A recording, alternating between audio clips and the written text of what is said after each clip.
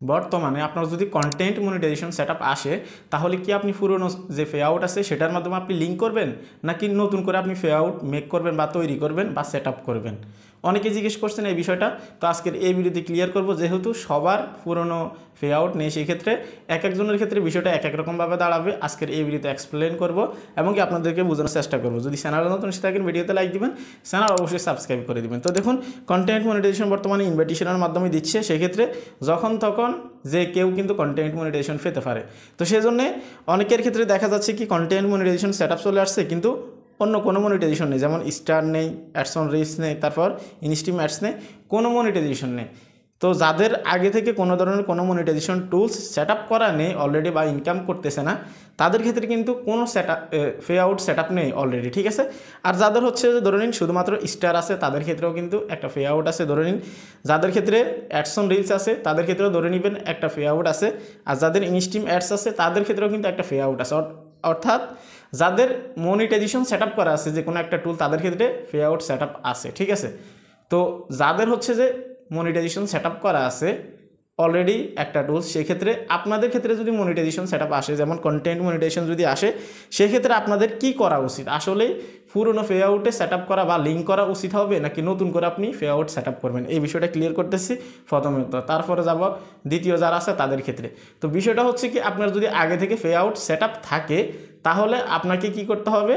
আপনি চাইলে নতুন তৈরি করতে পারেন বা আপনি চাইলে আগেরটাতে লিঙ্ক করতে পারেন, কিন্তু এখানে একটা বিষয় আপনাকে কনফার্ম হতে হবে এবং কি 100% আপনি ক্লিন থাকতে হবে যে আপনার আগে যে পে আউট সেট আপ করা আছে, যেমন ধরে নিন অ্যাডস অন রিলসে আছে অথবা ইনস্ট্রিম অ্যাডসে আছে, যে কোনো একটাতে আপনার পে আউট সেট আপ করা আছে, সেই পে আউটে আপনার কোনো ধরনের কোনো সমস্যা নেই। যেমন আপনি যখন পে আউটে সেট আপ করছেন, আপনার নামে কোনো ভুল হয় নাই, জন্ম তারিখে কোনো ভুল হয় নাই, ট্যাক্স ইনফরমেশনের ওইখানে গিয়ে আপনার কোনো ধরনের কোনো ভুল হয় নাই।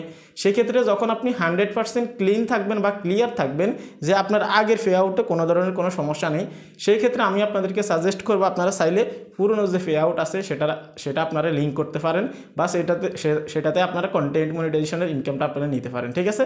আর সেকেন্ড আসি, যাদের অলরেডি কোনো ধরনের কোনো মনিটাইজেশন নেই, তাদের ক্ষেত্রে তো এই প্রশ্ন আসারই কথা না, কেননা তাদের অলরেডি কোনো মনিটাইজেশন নেই, তাদের কোনো ধরনের কোনো পে আউট নেই। সেক্ষেত্রে যদি আপনাদের ক্ষেত্রে কন্টেন্ট মনিটাইজেশনের সেট আপ আসে এখানে, তাহলে সরাসরি আপনারা নতুন যে পে আউট আছে সেটা আপনাদেরকে সেট আপ করার অপশনটাই দিয়ে দিবে ফেসবুক থেকে অটোমেটিক্যালি।